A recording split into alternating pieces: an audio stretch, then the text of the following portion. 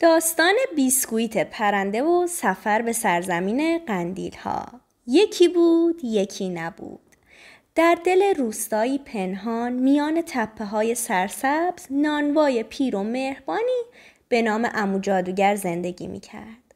نانها و بیسکویتاش همیشه بوی شادی میدادن. اما یه شب هنگامی که ماه کامل شد و ستاره ها برق عجیبی میزدن، عمو جادوگر تصمیم گرفت خاص‌ترین بیسکویت عمرشو بسازه.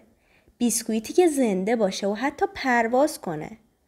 اون کمی از آرد جادویی، شکر صورتی از کوهستان، اشک یه پرنده مهربان و پر شب پره‌ای که شبها قصه میگفت رو با هم مخلوط کرد.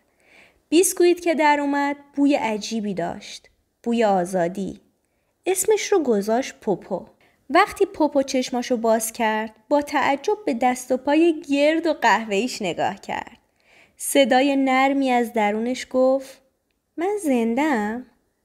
عمو جادو خندید. آره کوچولو، تو یه بیسکویت پرنده‌ای، اما یادت باشه برای یه دلیل خاصی ساخته شدی. پوپو پرسید: چه دلیلی؟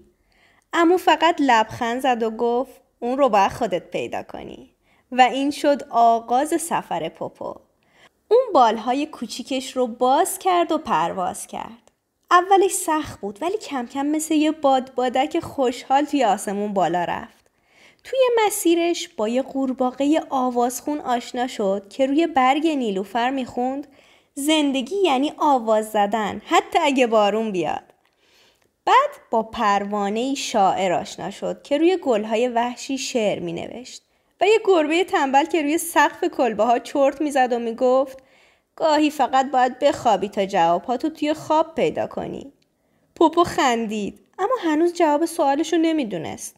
تا اینکه به سرزمین قندیل ها رسید. جایی که همه چیز از یخهای درخشان و نورانی ساخته شده بود. درختای بلورین، آسمون بنفش و برفی که مثل شکوفه های گیلاس پایین می اومد. در مرکز این سرزمین پیرمردی از جنس آبنبات چوبی نشسته بود. با صدای آرومی گفت: پوپو جان، تو ساخته شدی تا یادآور شادی باشی. وقتی آدم ها تو رو میبینن میفهمن زندگی ساده تر از اونه که فکر میکنن. تو لبخند میکاری. پوپو چشماش برق زد. حالا دیگه میفهمید چرا پرواز میکنه، چرا اصلا زنده است. برگشت به دهکده، اما این بار فقط برای خداحافظی. از اون روز پوپو در آسمون پرواز میکرد و هر جا که میرفت یه لبخند شیرین مثل بوی بیسکویت تازه تو دل مردم میکاشت. و شاید یه روز که غمگینی سر بلند کنی و ببینی یه بیسکویت کوچولو برات توی آسمون داره دست تکون میده. دوستای عزیزم، اگه داستانای ما رو دوست دارین حتما به چنلمون یه سر بزنید و زنگوله پیج رو فعال بکنین.